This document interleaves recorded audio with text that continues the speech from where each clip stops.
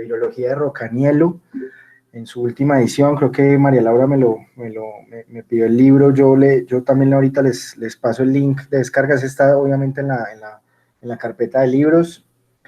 Lo que se recomienda, el que quiera profundizar, y por eso menciono esos 3 capítulos, es el capítulo 1 a 3, que trae todo el contexto de los virus, lo que significan, y que de hecho hasta la pandemia uno no era muy consciente, pero ya ahora es bastante fácil hacerse consciente de hecho. Entonces, obviamente dar una charla que competa los 4 primeros capítulos de Rocaniello es una charla más o menos de 2 horas y media. Entonces hoy nos vamos a enfocar en el contexto de importancia y propiedades generales. Vamos a mencionar algunas cositas sobre el ciclo viral y sobre cómo son las enfermedades virales, pero es mucho más provechoso ver la patogenia ya como tal en cada uno de los grupos de enfermedades, porque son bien diferentes, una enfermedad respiratoria versus una diarreica, etcétera. En el curso igual iremos hablando de algunas de estas diferencias, teniendo en cuenta que lo que vamos a tratar de hacer acá es mirar algunos elementos básicos de la virología y del contexto para entender las enfermedades como clínicos.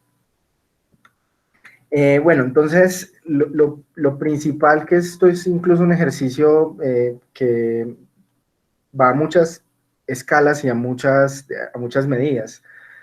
Hablar de los principios básicos o de las propiedades más generales de los virus es un ejercicio que hasta creo que hicimos en el colegio todos, pero la demarcación de esos principios y lo que significan en la biología son algunas de las preguntas más profundas que tiene todas las ciencias de la vida en general. ¿Qué son los virus, el origen de estos, y cuál es su función en el árbol de la vida y en la vida? Entonces, lo primero que hay que tener en cuenta es que, como todos los organismos que sabemos cumplen funciones biológicas, son entidades discretas. Son entidades discretas organizadas. Usted puede tener una partícula viral que puede ser detectada y visible, puede ser detectada por ácidos nucleicos, puede ser visible por microscopio electrónico barrido, pero ese virus puede ser completamente inactivo, porque fue una de la progenie deforme, que ahorita les voy a mostrar un poquito ese concepto de forma visual, o porque simplemente pasó el tiempo en que era viable este virus y tenemos una partícula allí que no está organizada o que de pronto ya ha perdido algo de su capacidad de estar discreta del entorno con una envoltura o con una cubierta proteica, dependiendo. Y si esto no se respeta, no hay ciclo viral, entonces no hay enfermedad viral. El virus solamente pierde de alguna forma su demarcación como entidad discreta durante el ciclo viral, cuando ya se pierde la cápside y la envoltura y queda solamente el genoma funcionando con una maquinaria externa al virus, que es la maquinaria celular. De hecho, esto se expresa en el ciclo viral en la fase de eclipse. Eso es bien curioso, porque se pierde la identidad del virus como entidad discreta y pasa a ser parte de la célula. Y ahí es entonces donde adquiere todas esas características que lo acercan tanto a la vida desde el punto de vista termodinámico y metabólico. Son organismos submicroscópicos, y pues en el curso de entender la historia y de cómo se descubrieron, pues obviamente se entiende que primero se dedujeron sus propiedades como replicantes y como organismos patógenos, y que tenían pues una franca capacidad de infectar, pero estos no eran visibles para las primeras observaciones de Beijerinck, por ejemplo. Entonces, el otro punto es que estos berracos son pleiotrópicos, porque no se conoce una célula que no tenga un virus que la afecte. Entonces, al poder entender esto, y sabemos, solamente repasen las células del cuerpo humano y cuántos virus a cada una los atacan de alguna u otra forma, así sean ciclos virales que no tengan muchas consecuencias, como puede ocurrir con el tenotorque virus. Pues lo cierto es que por cada célula usted entonces va a tener una gran cantidad de partículas virales posibles que lo infectan. Entonces, necesariamente los virus van a ser varios órdenes de magnitud por encima de todo el conteo de células que existen en el planeta. Eso hay que tenerlo súper claro. Lo otro es que al ser entidades biológicas, y viene la gran discusión si son seres vivos o no, Eso ahorita vamos a tocar algunos aspectos de esta discusión. Lo cierto es que al ser entidades biológicas son unos de los organismos más importantes para la evolución de la vida en la Tierra. Entonces, como están tan intricados en el árbol de la vida y han sido tan fundamentales para elementos de transmisión horizontal, para la generación de elementos replicantes en el genoma, como transposones que han sido también motor de la evolución de organismos complejos como los eucariotas. Entendemos entonces que los virus, tenemos que encontrar una definición que abarque los virus porque hacen parte de ese árbol de la vida. El otro tema es que intrínsecamente no tienen metabolismo cuando pierden su característica de ser discretos del entorno y hacen parte del ciclo celular. Ahí es donde parasitan entonces la célula y toda su maquinaria y permiten entonces hacer los ciclos metabólicos para beneficio del virus, o sea, para generar moléculas que permitan hacer múltiples copias de ese virus. Esos son procesos endergónicos de poca energía libre y que requieren entonces algo que los organice, y ese es como uno de los grandes misterios de la vida, esa negentropía. Son parásitos intracelulares obligatorios, son maquinarias moleculares que si usted las deja quietas en condiciones ideales, ahí se van a quedar quietas en condiciones ideales y podrían durar, de hecho, y eso es una cosa pues que siempre preocupará a los virus, pueden durar cientos, probablemente miles de años, si están en condiciones adecuadas, y siempre van a requerir de una célula para que pueda arrancar otra vez el ciclo viral.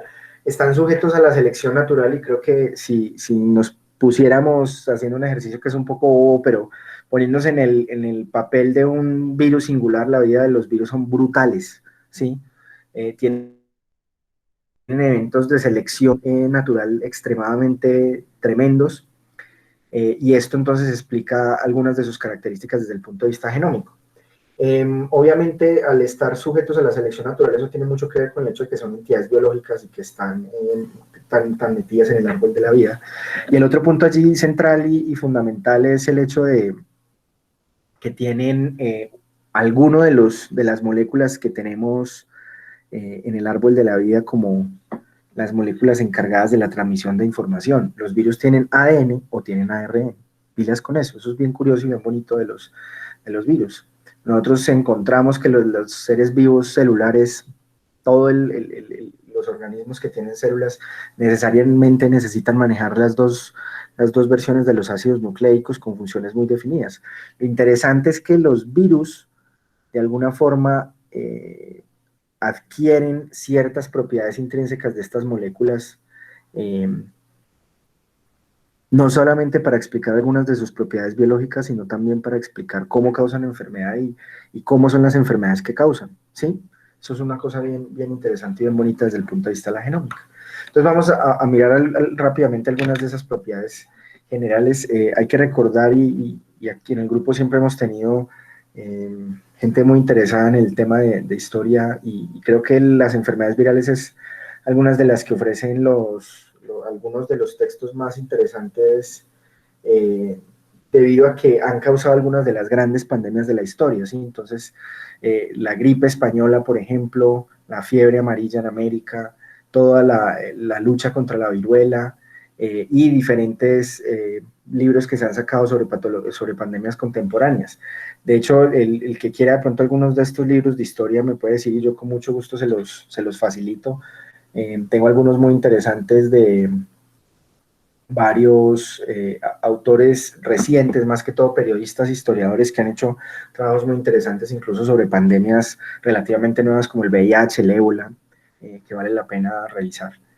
Hay una cosa, uno de los elementos que estaba yo pensando y analizando cuando estaba tomando algunos apuntes para las charlas esta mañana, y es el tema o la fuerte relación que hay entre los virus como entidades biológicas y su comportamiento, y la relación que tienen tan estrecha con el origen de la civilización, ¿sí?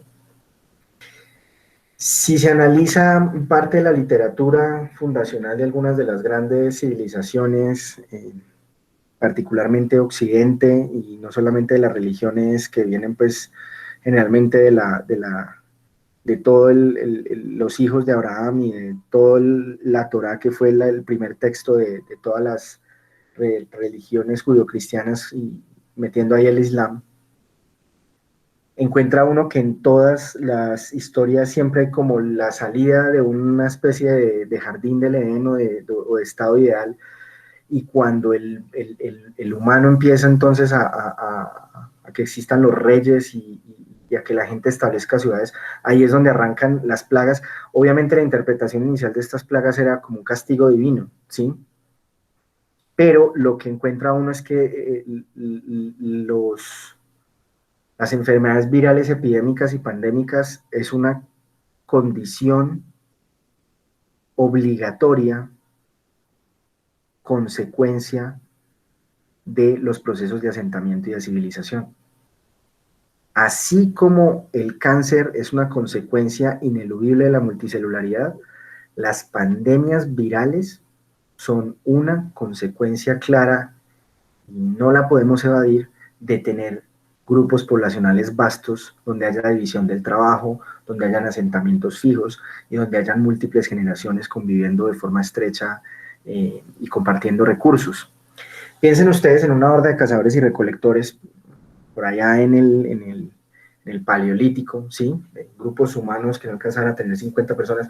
Vamos a suponer que ocurre lo mismo que estamos viendo ahorita. Un murciélago tiene un virus que tiene la competencia, la preadaptación para poder saltar a otro organismo de otra especie. Pues lo hacen muy comúnmente los murciélagos, los virus, perdón.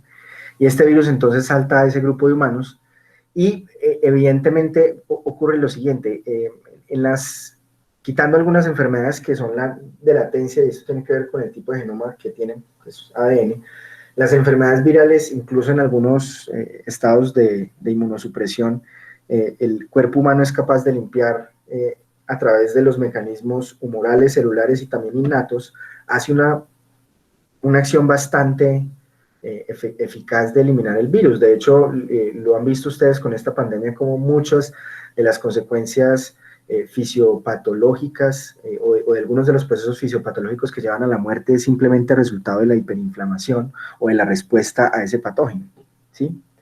Entonces, los ciclos virales son generalmente, en estas patologías agudas, son generalmente cortos, de pocos días.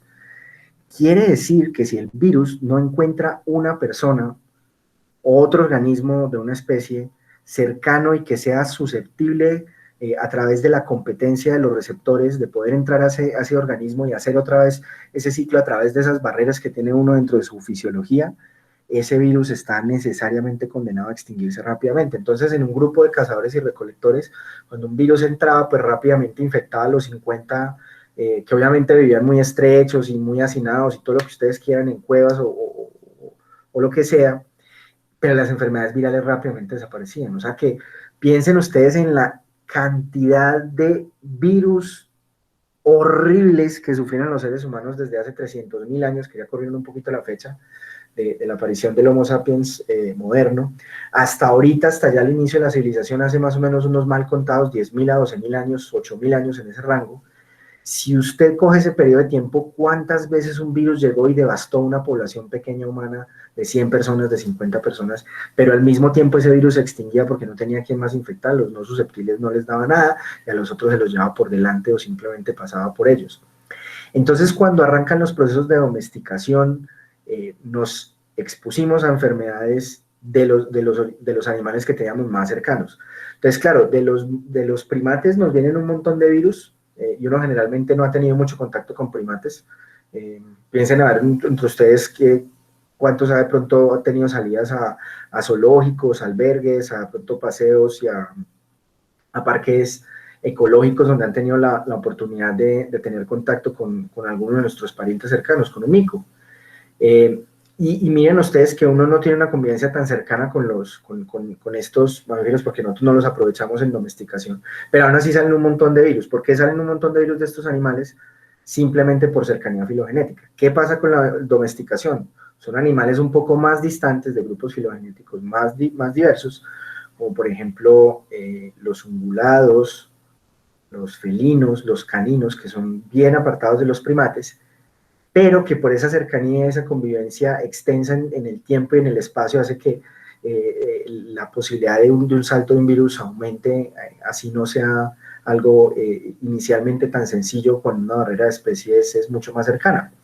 Entonces, en el contexto de una mayor densidad poblacional, y esas primeras ciudades, las ciudades de Mesopotamia, pudieron llegar a tener 20.000, 30.000 personas. Entonces, en un contexto de estos, es como tendríamos una epidemia desatada en algunas de las ciudades, por ejemplo, de Italia, pequeñas del norte, donde fueron completamente afectadas por esta nueva pandemia. Entonces, en esa mayor densidad poblacional, ahí es donde empiezan a operar estos factores de transmisión, el famoso R0 o número reproductivo básico, donde uno pues deriva la infección a 2 o 3 dependiendo del mecanismo de transmisión. Y también se presentaba el hecho de que cuando habían estas pandemias, esto lleva a disrupciones sociales y económicas que las estamos viviendo aquí en carne propia, y esto lleva entonces a movimientos de personas. En la peste bubónica, por ejemplo, los movimientos de personas eran a veces por necesidad, porque la enfermedad mató tanta gente que no había ninguna actividad económica y la gente tenía que emigrar por necesidad. En otras enfermedades no tan letales como en el caso ahorita de lo que tenemos, hay pacientes que pueden migrar siendo asintomáticos y poder llevar la enfermedad, a pesar de que las rutas eran cortas. Durante esas rutas habían los suficientes contactos y puestos de control como para poder hacer que la epidemia fuera progresando a través de estas rutas. Y es así como el estudio, los historiadores han tratado de analizar cómo estas rutas comerciales han tenido relación con la dispersión de patologías. Y a medida que el humano se asentó y fue desarrollando medios de transporte cada vez más complejos, pues obviamente las barreras geográficas empiezan a desaparecer, y las poblaciones vírgenes que antes no conocían un virus, pues ahora se ven enfrentadas a ellas. El ejemplo más clásico de ellos obviamente es la conquista de América, donde los mesoamericanos y todos nuestros antepasados indígenas, pues obviamente quedaron a merced de la viruela y otras patologías que trajeron los españoles, con quienes convivían en el continente euroasiático con varios males y tenían ya algo de inmunidad frente a ella. Entonces, siempre hablo de estos dos libros, el que los quiera se los paso, son dos clásicos de los primeros que empezaron a analizar a la pandemia como uno de las pandemias y de las plagas y epidemias locales también, como uno de los grandes motores de la historia. Lo estamos viviendo, miren ustedes, como por ejemplo, ya lo vi en detalle geopolítico pequeño, como en todo este tiempo nada fue capaz de hacer ver mal líder a Donald Trump, así a pesar de que todo el mundo lo viera como una plaga. En Estados Unidos seguía teniendo gran apoyo, pero lo bonito de las pandemias, lo digo con un poco de ironía, es que desnudan a los líderes malos de sus excusas y los muestra tal cual como son, y eso es lo que estamos viendo precisamente en Brasil y en Estados Unidos. Entonces, uno con ese pequeño ejemplo, que pues desgraciadamente no sabemos a dónde nos va a llevar esos dos fenómenos, Brasil y Estados Unidos, vemos cómo una enfermedad infecciosa puede tener un profundo impacto geopolítico y económico. Era una de las cosas que yo les mencionaba cuando alguna vez había dado esta clase en la Universidad de Caldas, y me invitaron la vez pasada a darla en Gram. Entonces, esta gráfica súper bonita está en el libro de Rocanielo, se los recomiendo, ese libro es La Machera, donde podemos ver el contexto del descubrimiento de las enfermedades infecciosas. Hay que recordar que las primeras observaciones realmente fueron los hongos, porque eran muy fáciles de observar, pero como ustedes saben, las características morfológicas muchas veces de estos organismos eran tan parecidas unas con otras, y todavía no habían las técnicas refinadas de micología que realmente explotaron y se expandieron más bien a finales del siglo XIX. Miren ustedes cómo hay una especie como de atraso después del descubrimiento de algunas infecciones superficiales, y cómo ya los organismos empiezan a ser descubiertos de manera mucho más profunda hacia mitades del siglo, hacia finales del siglo XIX. Ese descubrimiento del microscopio después se acompaña ya como tal de los cultivos y los principios de Koch, y ahí es donde hay esta explosión tan grande, y aquí es la era dorada de los médicos pasteurianos, ¿sí? Donde todos los descendientes y todos los discípulos de Koch, Pasteur y compañía, pues se volvieron los grandes científicos y médicos que descubrieron, pues miren ustedes, la gráfica habla por sí misma, la cantidad de enfermedades humanas que plagaban los hospitales y los cementerios. Acuérdense ustedes que en este punto la mayoría de las personas se morían era de enfermedades infecciosas debido a la falta de condiciones para mantener el mundo funcionando, ¿sí? Agua potable o comida, y luego obviamente llegarían las vacunas y los antibióticos a ayudar a controlar estos otros males. En el contexto ya de los virus, miren ustedes que los virus aparecen de forma bastante tardía en nuestro árbol de descubrimientos, y es básicamente por el tamaño de los virus. Esto hacía que fuera muy difícil. Miren ustedes que generalmente hay un gran descubrimiento de organismos a través del microscopio, y miren que hay un espacio de tiempo como que no hay ningún descubrimiento, es porque no había ningún sustento epistemológico para poder decir X o Y patógeno. Entonces, el microscopio permitía la observación, entonces cuando tú no tienes la observación del microscopio, lo que hizo Beijerinck fue realmente grande, porque fue hacer unas inferencias a través de la capacidad infectante y el hecho de ser replicante de este organismo, y eso es un descubrimiento muy bonito. Obviamente ya empiezan las técnicas de cultivo celular, empiezan también estudios inmunológicos, que la inmunología y la virología son bastante cercanas, y después, posteriormente, ya empezamos a ver los virus como realmente son con la microscopía electrónica de barrido, y ya se rompe entonces esa brecha de observación. La vacunación es uno de los temas acá centrales. Estamos viviendo el mundo sin una vacuna, para que ustedes... Y lo triste, o sea, en América Latina, y son datos hasta nuestros locales, nosotros no tenemos ningún problema con el tema de movimientos antivacunas, eso acá no lo hay, no, por lo menos lo vimos en la pequeña muestra que analizamos, ni tampoco lo observó el equipo de la Universidad Católica y la Universidad de Antioquia con ese estudio tan bello que hicieron sobre VPH-K. Pero lo cierto es que a veces, cuando arrancaba este proceso de la pandemia, muchas veces creo que lo mencionábamos con Juan David o con Santiago, de que iba a ser imposible que prosperaran los movimientos antivacunas después de una cosa así, o sea, de que lo calladitos que estaban al inicio.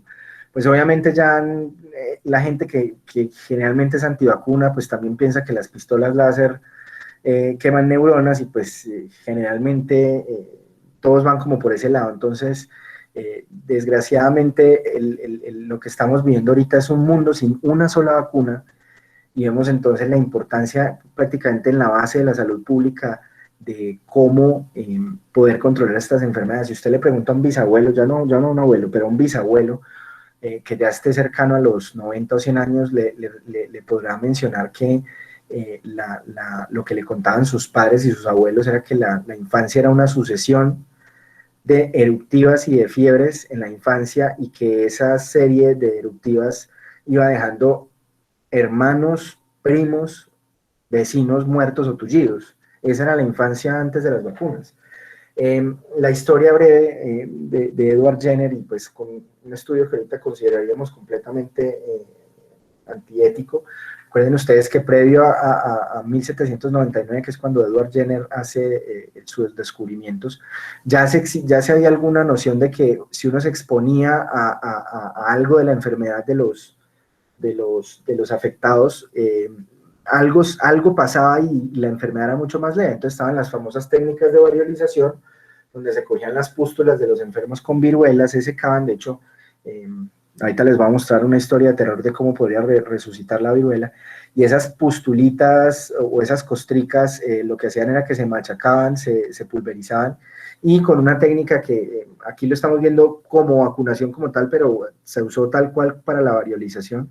Lo que se hacía era que se introducía o se inoculaba el virus en la piel, en la superficie cutánea del paciente, y entonces le daba una forma leve. El problema es que había un porcentaje, si mal no estoy, menor al 5%, pero igual era un porcentaje no nada despreciable de que usted se iba a morir de viruela. Entonces, pues obviamente no era un procedimiento muy seguro. La observación grande de Jenner fue analizar de que las doncellas o las chicas que trabajaban en el ordeño, generalmente a las vacas les da una enfermedad, unas úlceras, que es la famosa vacuna, de ahí es donde viene la palabra. Esta enfermedad, entonces, a ellas a veces se podían inocular haciendo el ordeño, y les daba una lesión muy similar a viruela, pero era una única lesión. De hecho, el doctor John Echeverry tuvo la oportunidad con gente del CDC de escribir un caso de un virus similar a vacuna de que causa una de estas úlceras del ordeñador, acá en el departamento de Caldas, en La Dorada, y lo que ocurría era que la similitud de este virus era lo suficiente como para que esa inoculación de ese virus de la ure de la vaca permitiera entonces hacer una reacción cruzada inmune que generara una respuesta de anticuerpos. Jenner entonces crea prácticamente un vagón móvil y se va entonces por todo Norteamérica vacunando. Hay una carta, para los que les gusta la historia, hay una carta, yo no me acuerdo si fue de Thomas Jefferson, creo que fue de Thomas Jefferson, escribiéndole a Edward Jenner que había cambiado el mundo. Es una carta bien bonita que le permite a uno entender la magnitud de lo que se logró en ese momento, ni siquiera entendiendo que era un virus. O sea, quiero que lo vean en el contexto histórico. Las vacunas se descubren en 1799, a inicios del siglo XIX, y recuerden ustedes que es en la mitad del siglo XIX en adelante donde se empiezan a descubrir los microbios y los principios de Koch se vienen a explicar ya en el ocaso de ese siglo. Entonces tengan en cuenta esta observación empírica, el poder que tuvo. Obviamente ya después ya no era con el virus vacuna, ya se pudo cultivar el virus de la viruela como tal, y este virus entonces se pudo ya hacer las jornadas de vacunación que llevaron a que en 1980 se pudiera decir de que el smallpox o la viruela estaban ya controlados al extremo de extinguir la enfermedad, ¿sí? Estos procesos de eliminación son muy difíciles porque es hacer una extinción controlada de una especie, ¿sí? Es bien complicado y pues piensen ustedes cuántos años nos falta para poder controlar el SARS coronavirus, más teniendo en cuenta el contexto político, por ejemplo, de Estados Unidos, donde ya lo dijo Anthony Fauci, los movimientos antivacunas en Estados Unidos no van a permitir de que se logre controlar la enfermedad ya completamente. Entonces ya a nivel contemporáneo, pues cuando revisaba yo la presentación, me da mucha risa, pues porque esto era lo que teníamos, y en vez de ponerles una imagen de coronavirus y eso, era como yo la daba la epidemia, una es de la epidemia del VIH, otra es de la epidemia del ébola, la que tienen en la parte de abajo. Ya cuando veíamos esos trajes a veces decíamos, hombre, ¿cuándo nos irá a pasar? Y pues ya ustedes saben que hemos hasta tenido compañeros ya empacados en esos trajes. Nuestros residentes, por ejemplo, de cuidado intensivo, ya les ha tocado enfrentar ese diablo de frente. También algunos de nuestros rurales, obviamente. El tema con esto, y es lo bien interesante, es explorar la fuerza que ha tenido los virus en la cultura contemporánea. Hay una charla que yo doy muy interesante y muy divertida sobre neuroparasitología y sobre zombies, donde hablo precisamente de que el concepto de zombie es interesante desde el punto de vista histórico, porque por allá en el siglo XIX era una vaina religiosa donde un man utilizaba hechizos de vudú y paraba a los muertos de las tumbas. Entonces reflejaban un poco esos miedos todavía victorianos del monstruo demoníaco que representaba las fuerzas del mal opuesto a la iglesia y a Dios. Obviamente con la explosión de la medicina contemporánea, que la semilla, una de las semillas más importantes de ese proceso fue la infectología y el descubrimiento de las enfermedades infecciosas, pues obviamente trasladó ese miedo ya no a lo demoníaco, sino a esos enemigos silenciosos y biológicos que teníamos. Y lo curioso es que si hacemos un recuento de películas de pandemias, hay varios artículos interesantes en la literatura médica sobre este detalle. Yo siempre rescato estas porque de alguna forma tocaron enfermedades virales concretas.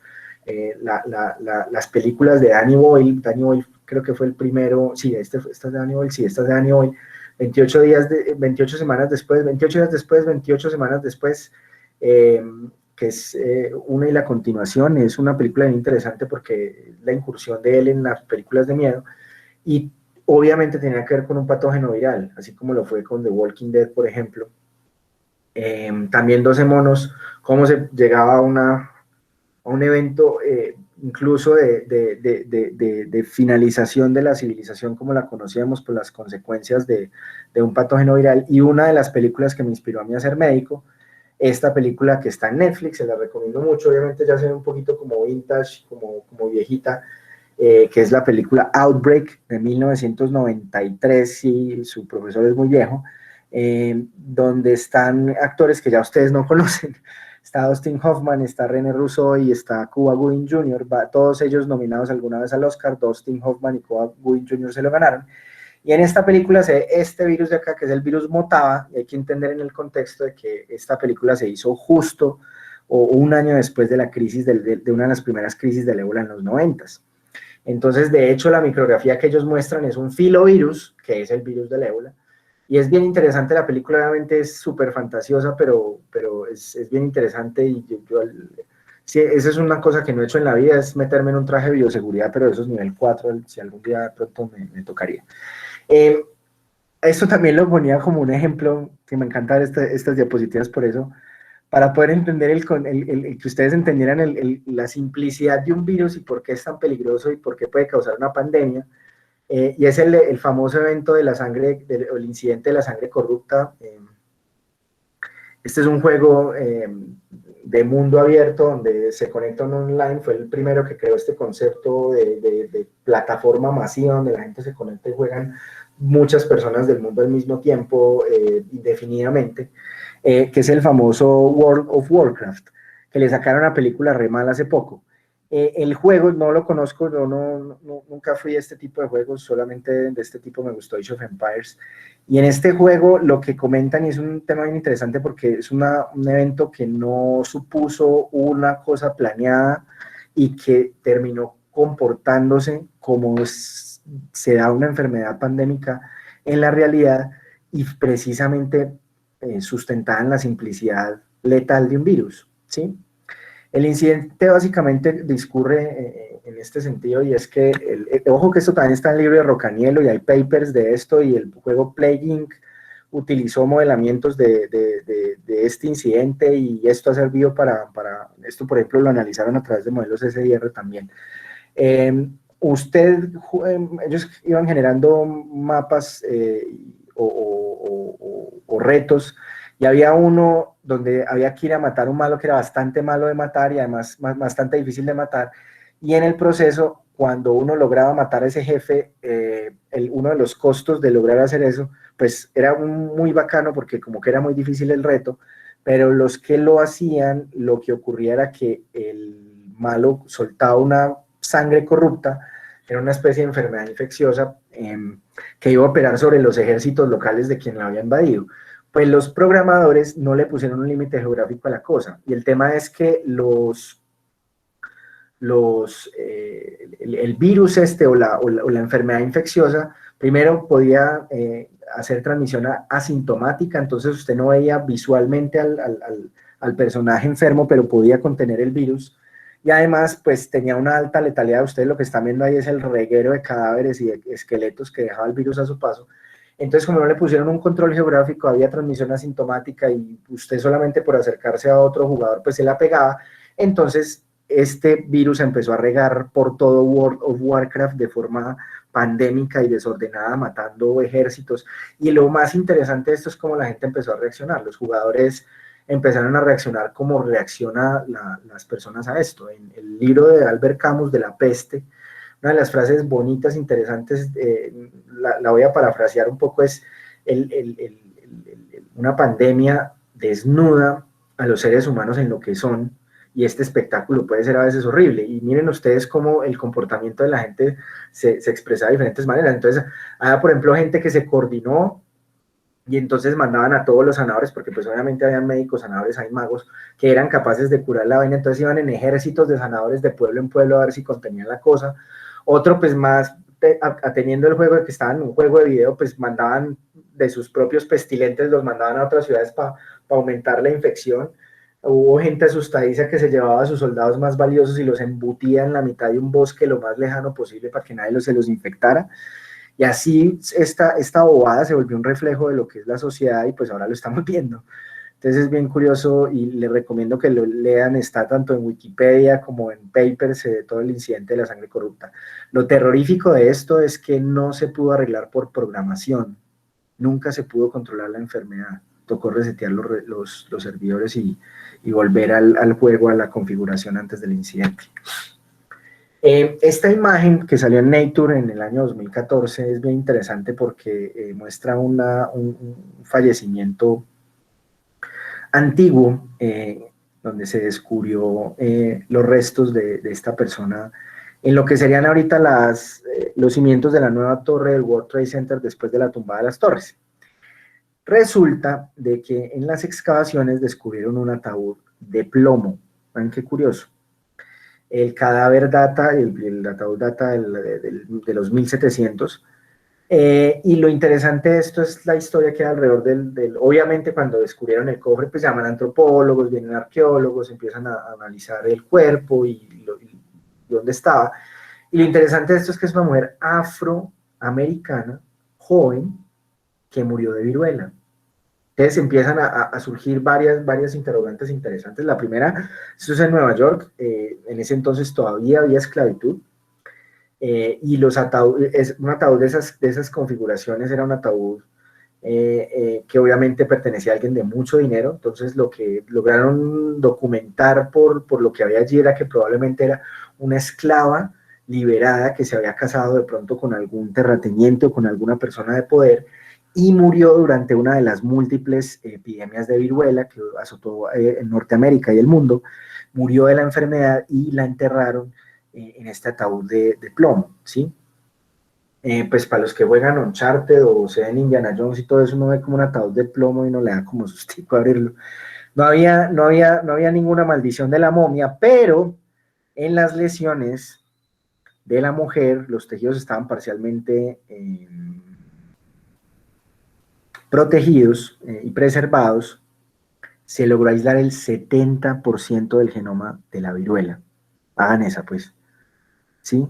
¿Qué tal que estuviera al 100? ¿Qué tal que de pronto la conservación hubiera sido lo suficientemente buena como para que las partículas virales no estuvieran inactivas y estuvieran viables y fueran capaces de infectar? Es un riesgo mínimo teórico, pero lo cierto es que esta es una de las cosas que de pronto ha dado un poco el tema del cambio climático. ¿Cuántos soldados murieron durante las guerras mundiales de viruela por brotes?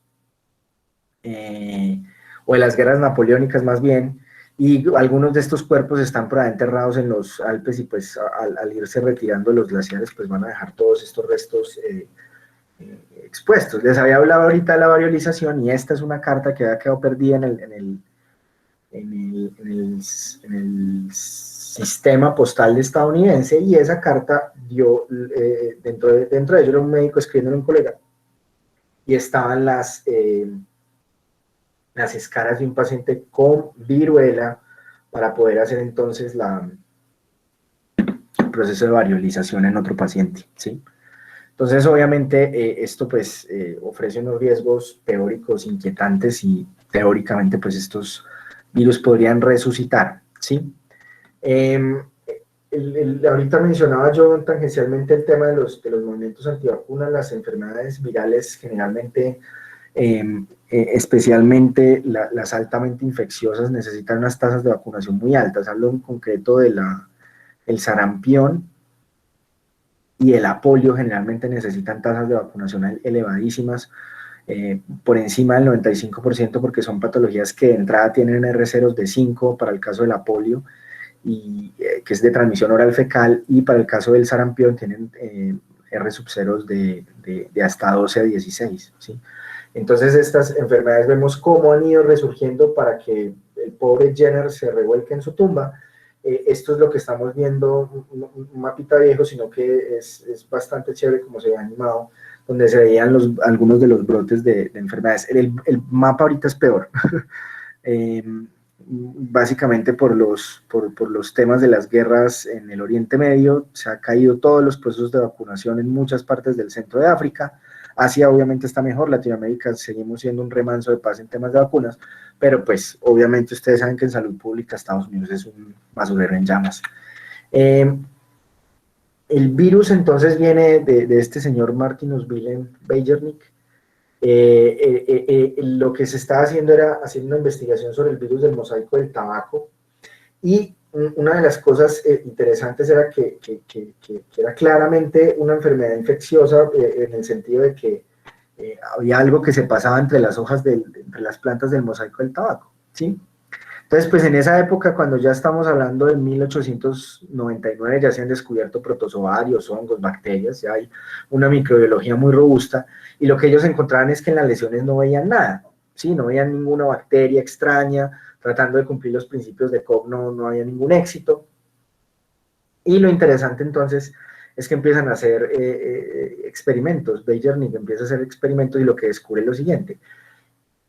Él se dio cuenta de que algo era lo que pasaba la enfermedad de una planta a otra, pero no era nada celular. ¿Cómo lo hizo? En ese entonces se podían hacer unos filtros bastante buenos que quitaban incluso hasta bacterias, y se da cuenta de que el sobrenadante de las plantas infectadas era capaz de infectar una nueva planta. Lo primero que él se le ocurrió era que era una toxina, y de hecho virus, ¿sí? Viene del latín veneno, entonces inicialmente se pensaba que era pronto un veneno. Entonces, claro, ¿qué le dice uno la sana lógica? No, la planta está envenenada, si yo dejo ese sobrenadante de la planta, la toco a otra planta, pues entonces también la enveneno, pero ese envenenamiento es un medio del envenenamiento previo. O sea, a medida que yo coja esta planta y la vaya pasando de otras plantas, pues el resultado es que voy diluyendo esa sustancia tóxica. La planta 1 tengo N sustancia tóxica y si la voy distribuyendo, pues la voy reduciendo de concentración.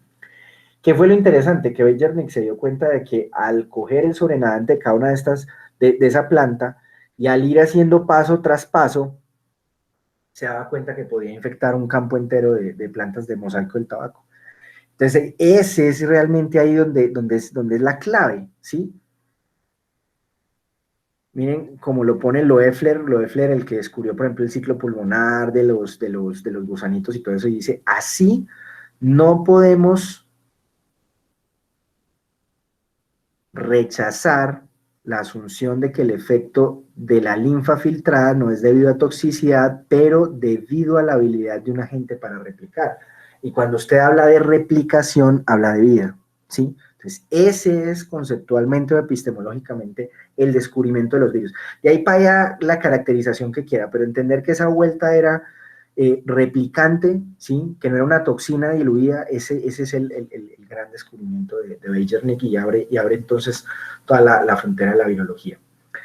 Los virus son extremadamente pequeños, en escala yo les pongo la Tierra con el Sol, pero es para que ustedes pudieran entender un poco la relación a veces entre un virus y una bacteria. Por ejemplo, una bacteria es una célula extremadamente pequeña y una micra, y a veces puede ser así la relación entre una y otra.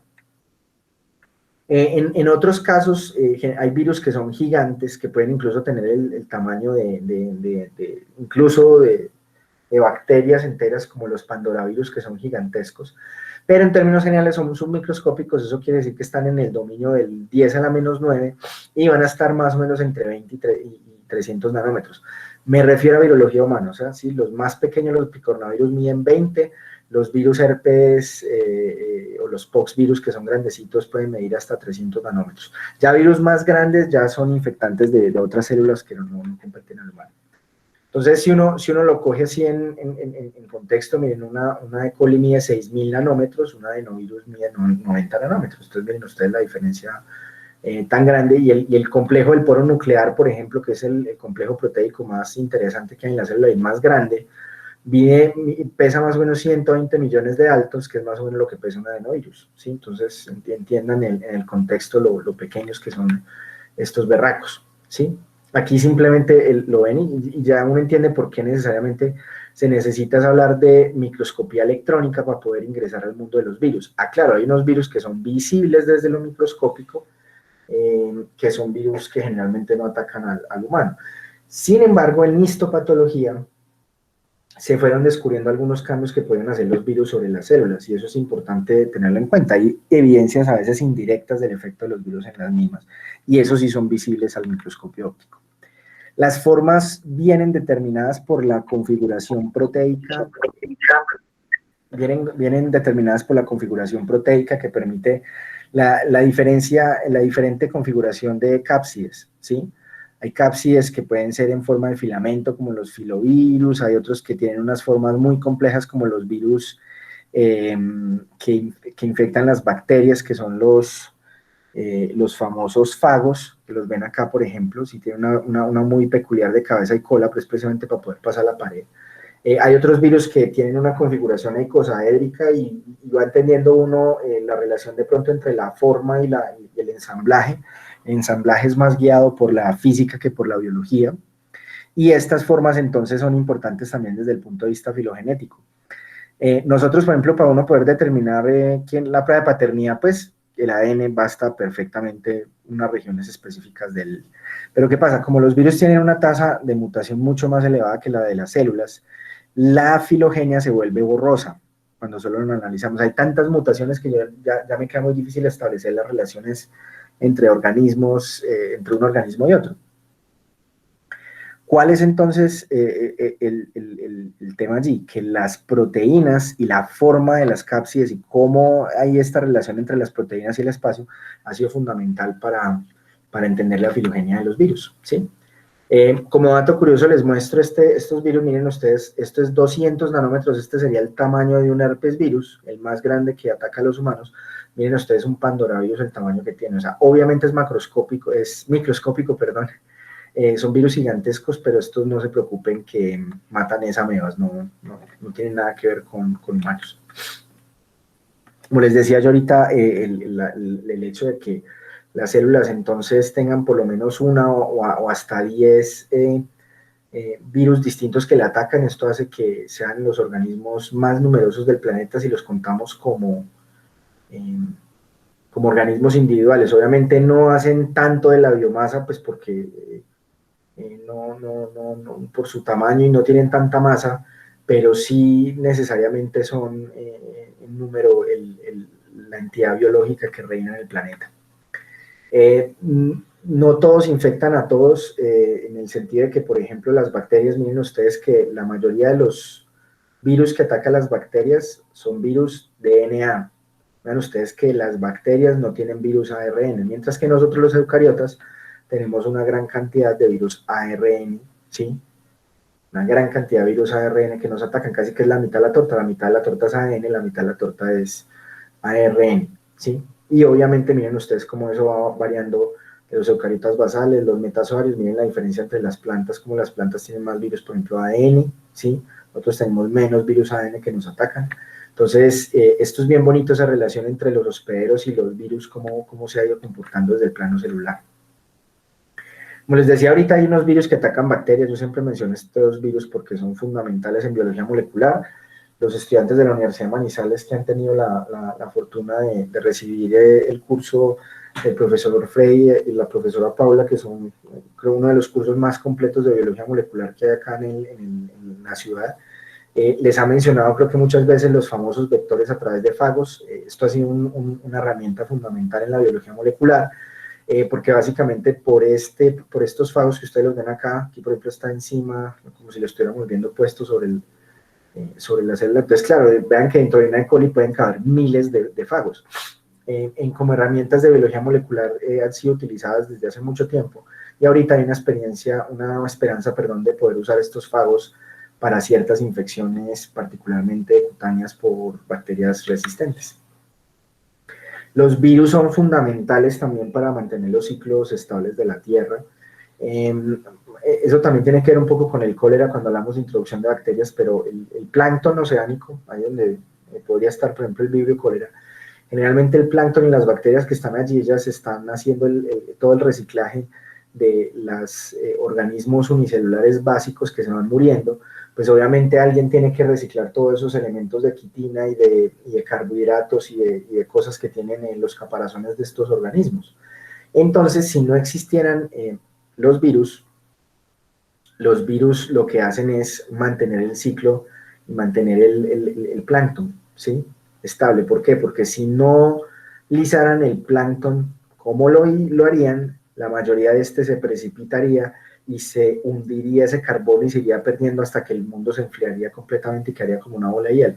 Entonces miren ustedes que los virus en el océano mantienen el equilibrio del plancton para que se lise y para que entonces otros organismos puedan degradar esos caparazoncitos de todo ese plancton antes de que se precipite y ya se pierda ese CO2 que es fundamental en los ciclos de la Tierra. Entonces, miren ustedes que el 94% de partículas del océano son virus que tienen genoma. O sea, si usted obviamente una ballena azul es gigantesca, pero si usted los los cuenta solo como individuos, es el 94% de las partículas con genoma. Y matan entre un 20 a 40% de los microorganismos marinos. Entonces, la importancia de esto son, pero fundamentales. Y miren ustedes en el presupuesto de gigatoneladas de CO2, es mucho mayor que lo que nosotros botamos en la atmósfera. Hay virus también curiosos, como por ejemplo el virus Tenotorque, que es un virus que es completamente asintomático y es una discusión bien interesante que hay, por ejemplo, en COVID, que es un comensal, que es un parásito, que es un patógeno. En este caso es un virus que no se ha descubierto hasta ahora que cause una enfermedad concreta, pero está allí y es prácticamente lo tenemos todos los seres humanos. Se calcula que entre el 90 y 98% de los humanos tienen este virus circulando en la sangre. Esto se descubrió, miren ustedes, en hemoterapia, esto se descubrió en bancos de sangre, este fue el descubrimiento, rarísimo. Y es para entender entonces que no todos los virus son completamente devastadores. Este pudo haber sido un virus con el que nos encontramos hace millones de años y se adaptó también a nosotros, que no necesita hacernos daño. Vean qué curioso. Recuerden ustedes que también tenemos algo de virus nosotros. Los virus han sido fundamentales, especialmente los retrovirus que de transmisión sexual, pues obviamente tienen la capacidad de algunos genes a través de retrotransposones de poder entrar, por ejemplo, a la línea germinal y ahí se quedaron. Entonces, nosotros tenemos algunos de estos genes de infecciones virales antiguas y se calcula que es alrededor del 8% del genoma. De esas infecciones virales antiguas, algunas nos llegaron a través del Neandertal y el Denisovano. Recuerden ustedes que nosotros no solamente matamos a nuestros parientes, sino que también nos mezclamos con ellos, entonces pues ahí también heredamos algunos de estos elementos de transposones que se han encontrado alguna relación con algunas enfermedades crónicas y mentales. ¿De dónde carajos vienen los virus? Esta es una pregunta difícil y todavía no resuelta. Parece que los virus ARN y ADN vienen de lados distintos. No hay la posibilidad de hacer un árbol coherente fácilmente de los virus porque no se conocen bien sus relaciones, pues porque sus relaciones tienen mucho que ver con las células que infectan. Entonces, prácticamente, sin conocer las células que infectaron en la antigüedad y sin saber los virus que se han extinto, pues es muy difícil hacer una relación de ellos y saber qué fue primero, pero con estudios que se han hecho en los últimos 5 o 7 años se ha ido estableciendo de forma más profunda la relación entre los diferentes componentes del árbol de la vida de los virus. Entonces, lo primero es que si nos quedamos solamente con el ácido nucleico, vuelvo y lo repito, nos jodemos porque como tienen una tasa de mutación tan grande, los virus hace entonces que la filogenética sea un poco borrosa. Entonces, lo que se hizo fue tratar de establecer las relaciones de además apoyándose en cómo es la morfología de las proteínas y cómo es la relación entre estos características fenotípicas de las proteínas.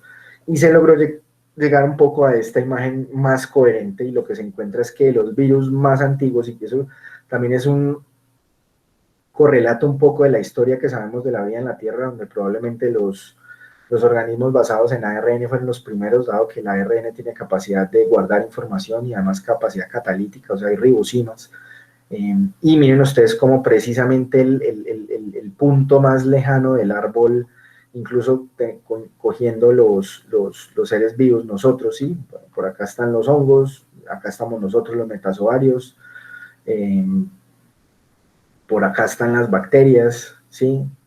Algunas arqueobacterias, véanlas acá y miren ustedes cómo la diferencia filogenética de los virus es bien profunda y quién es el origen de este árbol, los virus ARN, probablemente un correlato de esa vida basada en ARN y probablemente estos virus ARN eran partes o interactuaban de forma estrecha con esas formas de vida basadas en ARN, entonces se cree que estos tienen que ver entonces, el origen de todos los virus tiene que ver es por ese lado. Esta sería entonces ya tomando como toda esa información desde las cápsides también para tener en cuenta la morfología y esto permite ya hacer, esto es bonito porque esta es la primera imagen donde está realmente toda la vida, porque uno le dicen el árbol de la vida y le muestran esto de acá, ¿sí? Le muestran las bacterias, los eucariotas, ¿sí? Que por acá estamos nosotros, las arqueas, y para de contar, pero no, la vida también es todo lo otro, ¿sí? Entonces, miren ustedes que se ve una imagen mucho más coherente de la vida en el planeta Tierra. Entonces, la gran pregunta del millón de dólares es si los virus son seres vivos. Y entonces un libro de filosofía decía lo siguiente, decía un ser vivo es, sí, solo sí es complejo, está en desequilibrio termodinámico, metaboliza, se reproduce y evoluciona por selección natural, eso es un ser vivo. Pero entonces, ¿los virus qué? Entonces, desgraciadamente, hay que hacer una definición y mirar el tema no desde si los virus están vivos, sino si la definición de vivo nos engloba los virus. Entonces, como entidades biológicas que están en todas partes y que descienden de las formas de vida celular que fueron antes del último ancestro celular común, se puede asegurar que los virus hacen parte de la partitura de la vida. Eso no hay duda. Por tanto, la pregunta no es si los virus están vivos, más bien el origen de los virus nos obliga a preguntarnos, que es una pregunta aún no resuelta, ¿qué es la vida? ¿Sí? La definición de vida, la que más se están acercando ahorita es desde la termodinámica. A Julián Mendoza sí que le encanta este tema, y ha mencionado algunas cosas bien interesantes desde la neurociencia. Y lo cierto es que la pregunta no es trivial en el sentido de que cómo diferencia uno un cúmulo de moléculas y cuando esas moléculas ya realmente se tienen en cuenta de que arrancó ese proceso de evolución. Para mí lo vivo es lo que arranca ese proceso de evolución y es contingente a esas reglas o aspectos que tiene la evolución, no solamente la selección natural. Entonces, los virus son re sencillos y hay incluso un ensayo, un editorial hace poco de CISEC sobre la pandemia y sobre los virus y decía esta vaina tan absurda y cómo nos tienen jaque. Y es realmente muy sencilla desde el punto de vista conceptual y eso es lo tremendo de los virus. Obviamente los virus son muy complejos y algunas de las cosas que les voy a mostrar ahorita no las estudian como tal ni médicos ni biólogos. Pero básicamente lo que yo les mencionaba ahorita, los virus van a ser entonces un ácido nucleico, o sea, ADN o ARN, ¿sí? Cuando están los dos es más bien una célula. Van a haber unas proteínas estructurales que van a permitir proteger y crear el andamiaje de acuerdo a cómo va a ser la estructura de ese virus, si es filamentoso, pues entre comillas redondo y cosaico, etc. Unas enzimas y proteínas que van allí de apoyo, hay algunas enzimas muy curiosas que permiten, por ejemplo, partir una poliproteína, o hacerle algunas modificaciones al ácido nucleico que viene allí, o hacer un proceso tan curioso como la retrotranscripción, por ejemplo, en el VIH, que es pasar de ARN a ADN, ¿sí? Esa unión de la información, la caja y algunas proteínas que se necesitan para procesar esa información, eso es lo que nosotros denominamos nucleocápside. Lo interesante de la nucleocápside es que las proteínas que están allí generalmente es el mayor porcentaje de las proteínas que están en un virus. Entonces, las respuestas de anticuerpos que van dirigidas a la nucleocápside, algunas pueden ser muy efectivas desde el punto de vista inmunológico en controlar la infección, pero al ser el componente más común de la célula, del virus, perdón, la unión de estos anticuerpos a estas nucleocápsides es una unión que es bastante ineludible. Entonces, generalmente en las pruebas de anticuerpos que van dirigidas contra las nucleocápsides, pues obviamente es difícil que no se generen anticuerpos frente a ellas, porque se procesan todos los antígenos. Ahora, que sean eficaces a la hora de controlar la infección, eso ya es otro rollo. Entonces, esas nucleocápsides con esas proteínas generalmente van a estar o no expuestas a una envoltura, y esto entonces nos va a dar los dos grandes tipos de virus desde la morfología y también desde un poco la función. Los que son la nucleocápside pelada, ¿sí? Que no tienen nada de envoltura lipídica externa, esos son los virus sin envoltura. Estos virus son proteicos y son más resistentes, son más duros, ¿sí? En cambio, si yo ya tengo una nucleocápside, que esto es, así sean macromoléculas de uno, la nucleocápside es una cosa que viene desde el diseño del virus. Sí, son proteínas virales, no están en mi genoma, ningún proceso mío las generó. Sin embargo, cuando los procesos de liberación del virus permiten de que estos hagan exocitosis, muchas veces las partículas virales van a salir envueltas en una capita de grasa con unas proteínas y estos van a ser los virus con envoltura, ¿sí? Estos virus con envoltura son un poco más sensibles. El coronavirus que tenemos en la actualidad es un virus con envoltura y esa capa lipídica, perdón, es bastante sensible a los desinfectantes de uso común. Bueno, este es simplemente una visión esquemática. El tema, y esto, yo les decía ahorita, hay algunos aspectos de la virología que tienen que ser estudiados por gente que no es de las ciencias médicas. Y este tema del ensamblaje viral y de la morfología de los virus es bien interesante porque se analiza es más que todo desde la física, ¿sí? Las técnicas que permiten descubrir esto generalmente son técnicas de microscopía por rayos X, de cristalografía, y son técnicas avanzadas desde el punto de vista técnico, tanto en física como en química. Entonces, básicamente, el conocimiento que tenemos de esta parte no es tanto desde lo médico y desde lo inmunológico, sino más bien desde la estructura y desde la biología, pues, de la estructura de esto.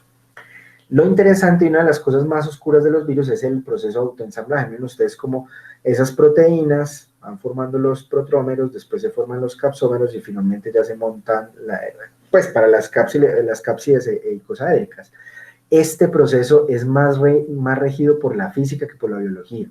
Me explico. En el genoma del virus no hay ninguna instrucción que diga, vea, la proteína tal va con tal, no, sino que cuando están las proteínas flotando en el citoplasma de la célula, las mismas proteínas se autoensamblan con algunas pistas que les da el entorno. Es un proceso bien interesante. Aquí, por ejemplo, vemos algunos virus que tienen envoltura y se ve la relación entonces con el ácido, con los ácidos nucleicos. Esas proteínas pueden tener esos ácidos nucleicos, esas cápsides pueden tener esos ácidos nucleicos segmentados, pueden tener 2 copias del mismo, una sola copia, etc. Y clásico para los muchachos que están en cuarto, siempre recordar estas diferencias y lo estamos viendo. De hecho, cuando Juan David y el equipo de Graham estábamos revisando los primeros manuales de bioseguridad que se hicieron para la pandemia, descubríamos, por ejemplo, algunos errores que decían que para destruir el virus SARS-CoV-2, que es un virus con envoltura, había que hacer procesos de desinfección avanzada, ¿sí? Entonces, esas desinfecciones avanzadas o de alto nivel que requieren productos que son capaces incluso de destruir esporas, para los que han pasado por bacteriología, por hongos, saben que eso es una forma de resistencia bastante complicada. Era un error porque entonces eso lleva unos sobrecostos. Los virus con envoltura, que están entonces rodeados por una membrana lipídica y las proteínas están allí, son muy lábiles, ¿sí? Se alteran con ácido, detergente, desecación y calor. Entonces los procesos de prácticas de manufactura de alimentos y de limpieza como tal que tenemos tanto en los hospitales como en nuestras casas, es capaz de controlar los virus. En cambio, los virus no envueltos, donde tenemos, por ejemplo, los virus que causan diarrea, por ejemplo, estos virus sin envoltura tienen que aguantar, por ejemplo, ácido. Entonces, por ejemplo, los virus que entran por vía digestiva es mejor que entren, que tengan alguna capacidad de resistir el ácido. Entonces, estos de cubierta proteica lo resisten, son más resistentes a proteasas, detergentes, desecación. Entonces, claro, donde este virus, por ejemplo, fuera un virus proteico, la desinfección sería mucho más complicada, más difícil, la persistencia en superficie sería mucho, la persistencia en superficie es viable, ¿no? Que el virus sea capaz de ser cultivado. En el sistema de clasificación de Baltimore, ustedes lo van a empezar a ver a medida que vayan avanzando en el curso. Y esto les va a permitir entonces ir entendiendo las diferencias entre la biología de cada uno de los virus. De hecho, el libro de Rocaniello se va dividiendo es por los virus de cada uno de estos aspectos de la clasificación de Baltimore. Lo que se hizo entonces aquí fue simplemente caracterizar los virus de acuerdo a cómo es su hebra de ácido nucleico, o sea, que sea ARN, ADN o que tenga 2, y además cómo es la relación de esta hebra de ácido nucleico con respecto a la polaridad, o sea, que sea positiva o negativa, o sea, que haga 3', 5' o viceversa. Entonces, ¿qué pasa? como ven ustedes, todos los caminos llevan a Roma, ¿sí?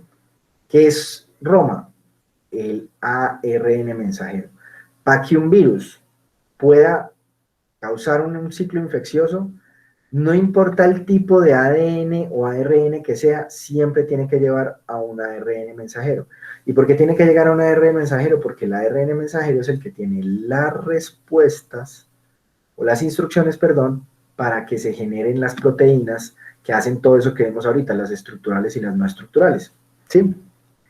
Entonces, tenemos virus de ADN de una sola cadena, virus ADN dicatenarios, ¿sí? Y en este caso, miren lo interesante, acá tenemos, por ejemplo, un virus ARN que hace entonces una hebra de DNA. ¿Cómo se llama pasar de ARN a DNA? Esto es un retrovirus, ¿sí? Que no es normal, generalmente uno de ADN pasa a ARN. Entonces, estos retrovirus después permiten hacer entonces que esta hebra de ADN se involucre al núcleo y se le peguen entonces, ¿qué es lo que ocurre en el VIH? Aparte pues del genoma del humano. Pero indudablemente, el virus del VIH, cuando ya se va a expresar, cuando ya uno de malas arranca su ciclo viral, pues obviamente saca un ARN mensajero para hacer las berrionas proteínas. Lo mismo, cuando tenemos ARNs bicatenarios, estos ARNs bicatenarios generalmente son, permiten, gracias a la polimerasa, tener una molécula que sirva de molde para poder tenerla, que realmente tiene instrucciones, que es, adivinen qué, otra vez un ARN bicatenario. Los ARN negativos, donde hay algunos de los más bravos, por ejemplo, los ortomixoviridae, los filovirus, los ARN cadena negativa son muy monógenos. Ven ustedes que se tienen la hebra negativa, pero hay que llegar a la positiva, ¿sí? Un tema acá central bien interesante es que por lo menos lo que son los ARNs de cadena negativa, ¿sí? ARN de cadena negativa. Y los ARN bicatenarios, adivinen que son súper raros dentro del organismo. Uno no tiene por qué tener ARNs bicatenarios ni de cadena negativa. Entonces, ¿qué aprovecha el cuerpo humano para de alguna forma beneficiarse de la rareza de esos genomas? Pues las moléculas del sistema inmune innato. Acuérdense ustedes que los TLR 6, 7 y 9, no me acuerdo si el 8, descubren precisamente algunos de ellos ARNs intracelulares que son extraños. Miren ustedes que el AR, uno diría, bueno, pero entonces los virus ARN cadena positiva hechos, pues porque son ARN mensajeros, pero ellos siempre en algún punto, para poder hacer su ciclo, necesitan hacer una ARN de cadena negativa para poder tener un molde, porque acuérdense que la replicación de los ácidos nucleicos es semiconservativa. Yo necesito tener un molde para poder hacer el otro pedazo. Entonces, cuando se hace el antiparalelo negativo, ese prende el sistema inmune, ¿sí? Bueno, entonces, miren ustedes todo lo que puede sacar de la clasificación de Valdez. Aquí, como les decía, pues no me voy a detener porque ya entonces usted puede analizar si tienen cómo es la polaridad de la molécula, si es ARN, ADN, y eso además tú le agregas la capa de complejidad de si tienen o no tienen envoltura, ¿sí? Entonces, los que tienen con envoltura, ¿sí? Los virus ARN, miren que los virus ARN tenemos la posibilidad de los ARN positivos, los ARN negativos, los ARN de doble cadena y los retrovirus. Entonces, los retrovirus de ARN pasa a AN, ¿sí? De los de doble cadena, ¿sí? Los únicos que son doble cadena, y además los tenemos sin cápside proteica, sin envoltura, son los reovirus. En los ARN negativos, aquí es donde tenemos, vean, los más bravos, aquí está el firovirus, el ortomixoviridae, los paramixo y algunos pues de estos que son transmitidos por vectores. Aquí está también el virus de la rabia. Y acá en los ARN de cadena positiva, acá tenemos varios de importancia pandémicos. Entonces los picornaviridae, está el virus de la polio, está el norovirus que causa diarreas, miren que por dónde se transmiten estos, el picorna, los enterovirus y el noro, ¿por dónde se transmiten? Por la boca. Entonces llegan al ácido gástrico, entonces estos son de cápside desnuda. Estos en cambio, toga flavicorona, son virus con glicoproteínas y con membrana, ¿sí? Con envoltura.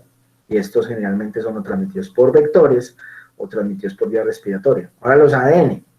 Los ADN son bien interesantes porque causan enfermedades distintas. Ven ustedes que tenemos con envoltura, pox, el virus de la viruela, el herpes y los virus de hepatitis, que son muy lábiles en el entorno. Y sin envoltura tenemos el virus de el poliomavirus, perdón, el virus del papiloma humano, los adenovirus que pueden causar diarreas también, papiloma, virus de transmisión sexual y el parvovirus que causa una de las enfermedades eruptivas de la infancia, la quinta enfermedad.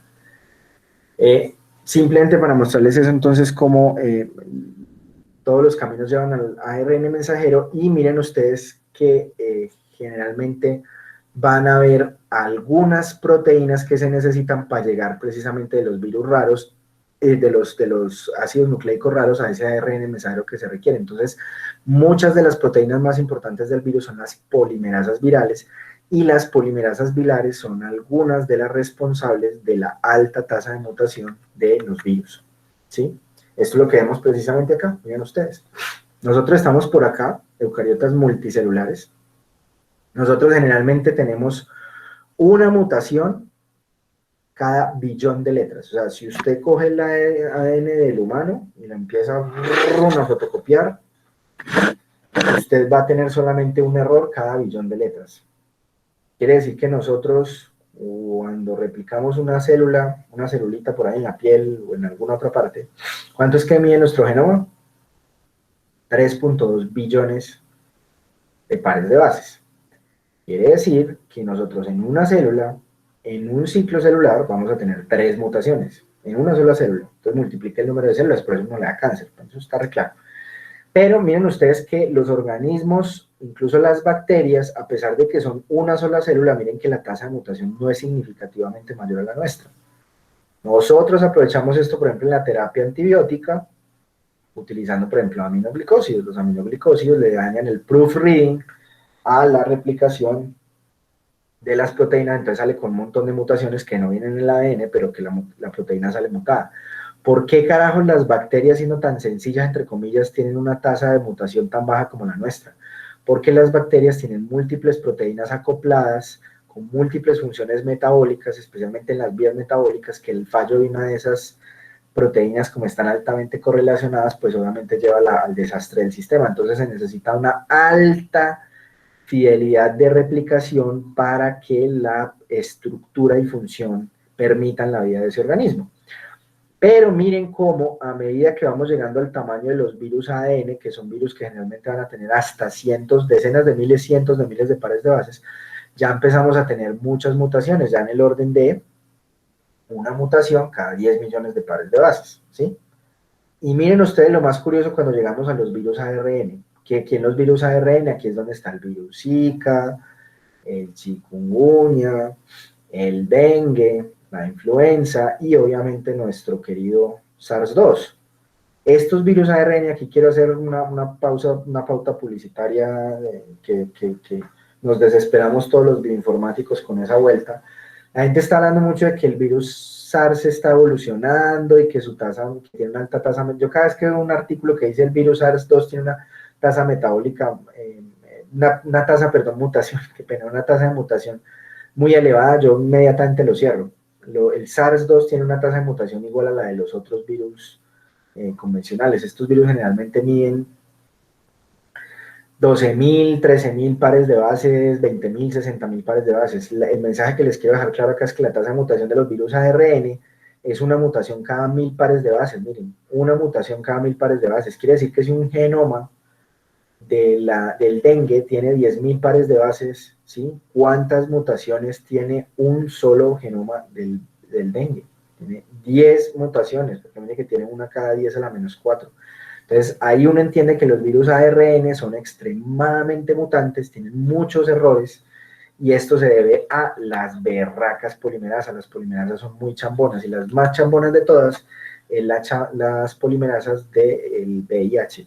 Esa transcriptasa reversa es responsable de que el VIH tenga una gran tasa de mutación, como les van a contar en la charla de VIH. Entonces, esto es un poco lo que uno, cuando uno piensa en virus que se replican y se replican y se replican y se replican y se replican y que son más o menos una copia de cada uno se imagina esto, pero realmente los virus salen así, ¿sí? El mensaje que les quiero dejar es que solamente el 10% de las partículas virales por ciclo son funcionales e infecciosas, ¿sí? Por esa tasa de mutación tan, pues claro, cuando uno se imagina los X-Men, uno dice, uy, me picó la araña radioactiva, pero generalmente lo que le da al niño es cáncer, no sacar superpoderes. Eso es una realidad de la biología y es expresada en el hecho de que cuando yo tengo mutaciones, algunas mutaciones de esas van a ser neutrales, no van a tener efecto sobre el fenotipo, pero muchas mutaciones se joden en alguna parte central del ciclo y lo que hacen es producir un monstruo. Entonces, por eso las tasas de mutación de los virus en términos biológicos son brutales y deleterias. Yo les decía ahorita en el inicio de la conferencia que la vida del virus era absolutamente brutal, ¿sí?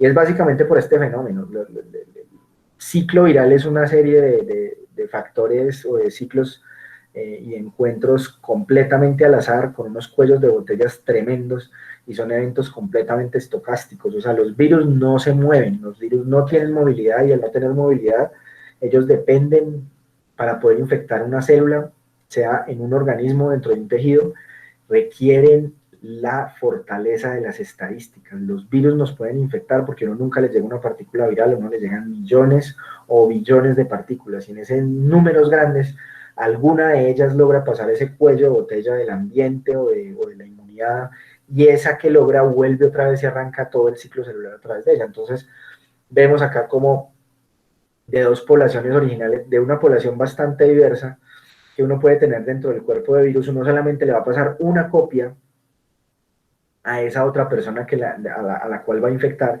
y ese virus, afortunado, así es el mismo tema estadístico del óvulo y los espermatozoides, el afortunado que logra pegar, arranca otro ciclo viral para después seguir a otro cuello de botella. Entonces, la vida de los virus es muy brutal porque generalmente menos del 1% de los virus están vivos para el siguiente ciclo reproductivo en otro organismo.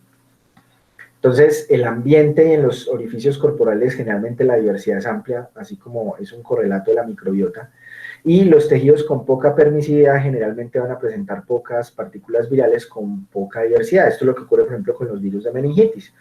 Los virus que causan la meningitis generalmente van a ser mucho menos diversos que los virus que causan infección, por ejemplo, en una mucosa.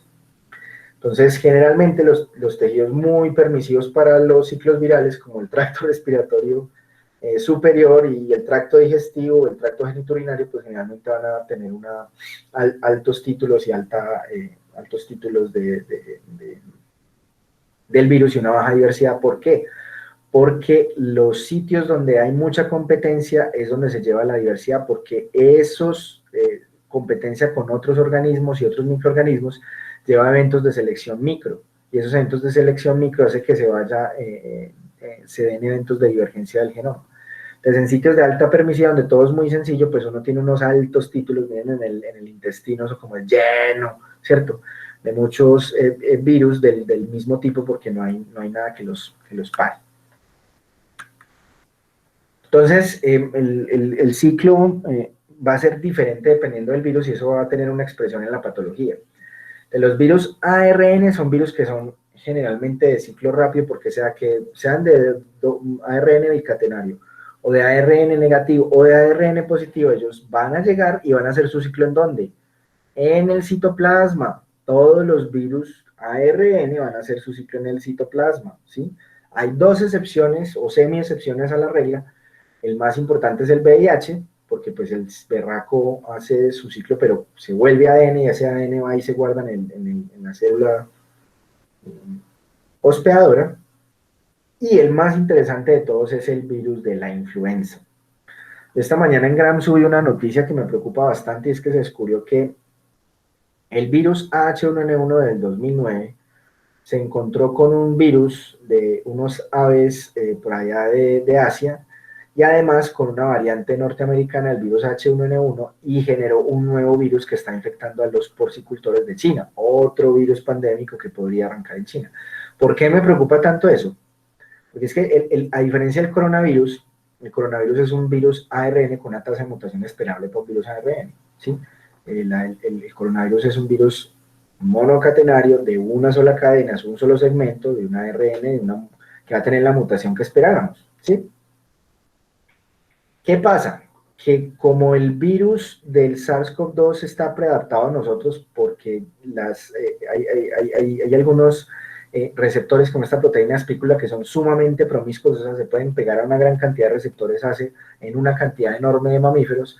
Entonces esto hace que saltar en humanos sea muy fácil, es como que usted tuviera un charquito muy tranquilo con unas piedritas y esas piedritas son planas, lisas, del mismo tamaño, y no importa si usted es asiático o es latino, o es afro, o es gringo, o es de Australia, para el virus somos un océano con unas piedritas muy fáciles de saltar unas a otras que solamente varían de color, por decirlo de alguna forma, pero que no ofrecen ningún reto para la replicación del virus y para que se dé la divergencia de él. Es diferente el virus de la influenza, porque el virus de la influenza está jugando todo el tiempo a los naipes. Resulta que el virus de la influenza es un virus de ARN negativo segmentado. Y al estar segmentado, cuando dos virus de la influenza infectan un solo animal, generalmente se puede dar recombinación de ese virus. ¿Y por qué carajo se da recombinación de ese virus? Porque los ortomixoviridae, o sea, los virus de la influenza, son los únicos virus ARN que hacen su ciclo de replicación dentro del núcleo.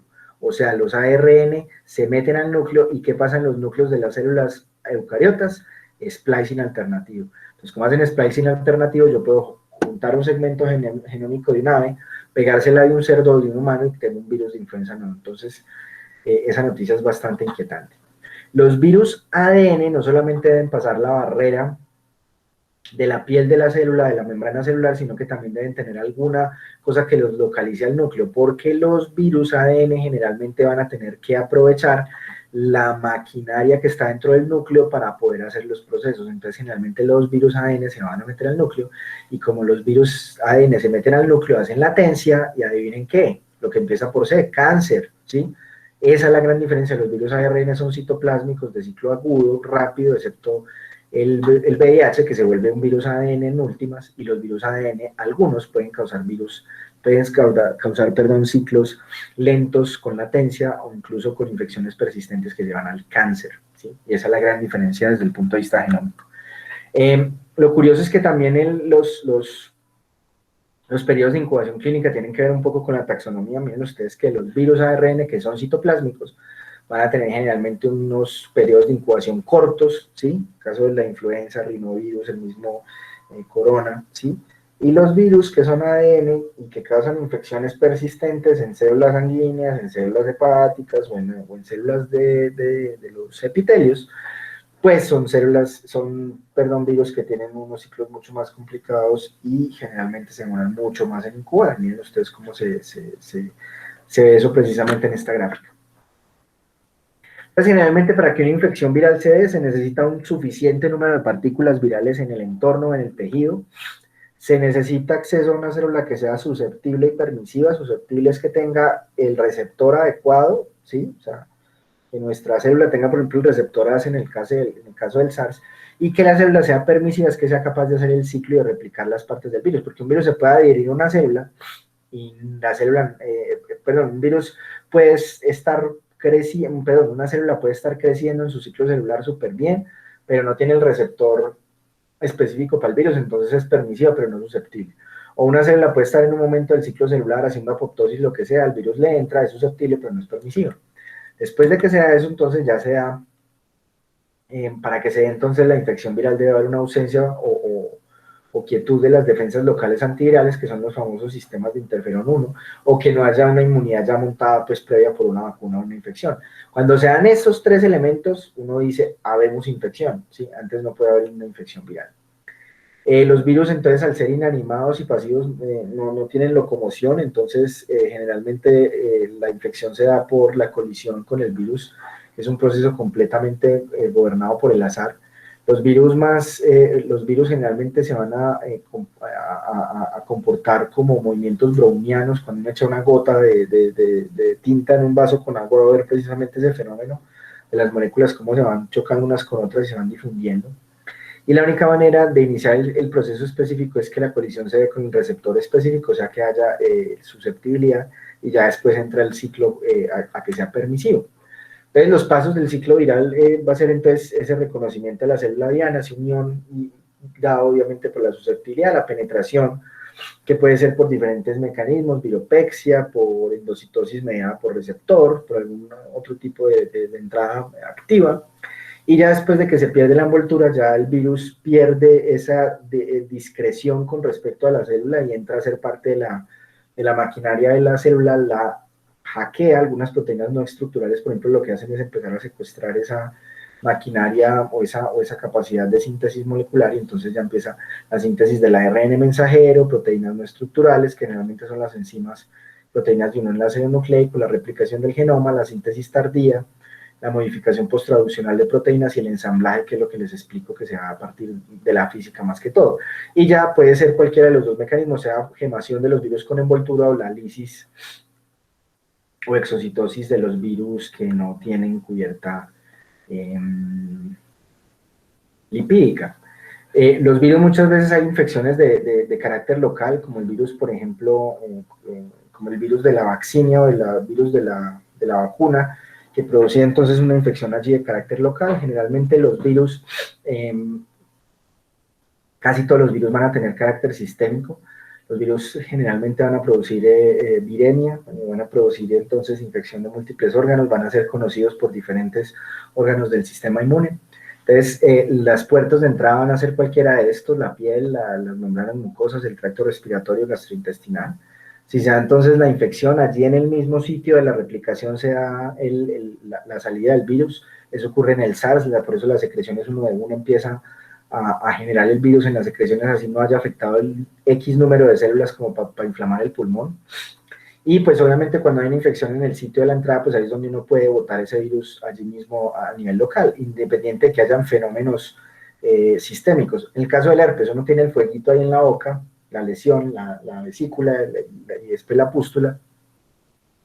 Y estas lesiones generalmente son las responsables de seguir el ciclo. Pero ¿qué pasa con el maldito herpes? Como es un virus ADN, va a entrar, ellos acuérdense que no tienen movimiento, ellos entran a través de la linfa, son procesados, uno ahí va a generar una respuesta de anticuerpos, pero resulta que el maldito va a infectar las células de la piel y además las células que permiten, las fibras nerviosas que permiten la sensibilidad, y van a ser entonces un mecanismo de llegada a los somas celulares a través de mecanismos retrógrados de transporte celular. Entonces van a quedar guardados en los ganglios, en los núcleos, perdón, allí en las células nerviosas. Si fue en la cara, entonces en el trigémino; en los genitales, entonces en los ganglios o en los núcleos allí en la pelvis, y esto va a hacer entonces que la infección sea recurrente. Por eso es que uno le vuelve el herpes genital o le vuelve el herpes local, bucal, perdón. Entonces, en muchos de los virus, como puede ser el caso, por ejemplo, del SARS, del sarampión o de la varicela, generalmente después de ese primer ingreso a la piel se va a dar entonces una viremia primaria. Esa viremia va a hacer que llegue a un órgano importante, sea un órgano del sistema reticular endotelial, los vasos sanguíneos u otros, y ahí se va a dar entonces una viremia secundaria que va a llevar ya a los órganos diana, dependiendo de dónde sea la cosa. Entonces miren ustedes acá como en el sistema nervioso, por ejemplo, el virus del apoyo, que mata las motoneuronas superiores; tracto digestivo, van a ser todos los virus que causan diarreas; en el riñón, por ejemplo, el poliomavirus; en el pulmón toda una serie de virus pues, que ya los conocen, desde varicela, adenovirus, SARS, influenza; membranas mucosas, va a depender, como vimos ahorita, el herpes, el papilomavirus, o en este caso el rinovirus o el enterovirus. Y puramente en la piel, el virus varicela, por ejemplo, es un gran ejemplo. Como yo les decía ahorita, hay diferentes patrones de infección, ¿sí? Está, por ejemplo, los patrones, por ejemplo, más extraños, que son los persistentes asintomáticos, como el virus JC, que estos a veces pueden incluso llevar a la manifestación última de cáncer, pero que para la vasta mayoría de los seres humanos es esto: usted se infectó, tiene el virus allá adentro, pero no hay ninguna enfermedad aguda. Caso, por ejemplo, del herpes, que es un virus que genera latencia en las células del sistema nervioso.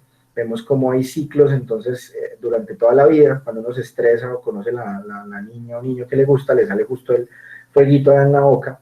Y los más sencillos, pues obviamente son los virus, como en este caso pues no es tan sencillo como los virus respiratorios, por ejemplo, que causan una infección aguda donde el patrón es que la infección desaparece. Hay otros virus especiales donde se produce entonces una infección persistente que finalmente lleva a la muerte no sin periodos de latencia, como el caso del virus el virus de la inmunodeficiencia humana, donde hay un síndrome de retroviral agudo, ¿sí? Después entra en un gran periodo de latencia, pero esa pelea con ese virus finalmente no la pierde y si no hay un tratamiento adecuado contra el VIH, finalmente el paciente va a fallecer. Nos queda entonces finalmente la expresión de todos esos elementos en un ser humano, sea por donde cause la enfermedad, y es que finalmente uno va a tener la enfermedad grave o la manifestación grave de la enfermedad en un pequeño porcentaje de los pacientes. Va a haber otro grupo de pacientes que tienen la enfermedad moderada leve, y eso es lo que estamos viendo con coronavirus, pero generalmente en todas estas infecciones vamos a tener un gran grupo de pacientes que tienen infecciones sintomáticas o infecciones muy leves, que esto es lo que se explica a veces la transmisión de estas enfermedades en la comunidad y por qué muchas veces solamente analizando los graves no vamos a poder hacer el control de la misma, porque estas infecciones muchas veces son capaces de hacer cursos asintomáticos y persistir en la población y mantenerse allí. Bueno, esto es lo que les traía para hoy. Espero que disfruten mucho su curso de virología. Muy seguramente los organizadores me invitarán a darles alguna otra de las conferencias de este ciclo y espero que nos veamos pronto. Un abrazo, cuídense mucho. Sebas, muchas gracias, estuvo muy chévere. Bueno, si tienen alguna preguntita, algún comentario, bueno, aquí estoy. Les pasaré, porfa María Laura, ¿podrías mandar el link que te mandé del libro y lo pones en gran para que los que no tengan se bajen el libro de Rocanielo? Es de verdad un libro que vale mucho la pena. Aquí de hecho lo estaba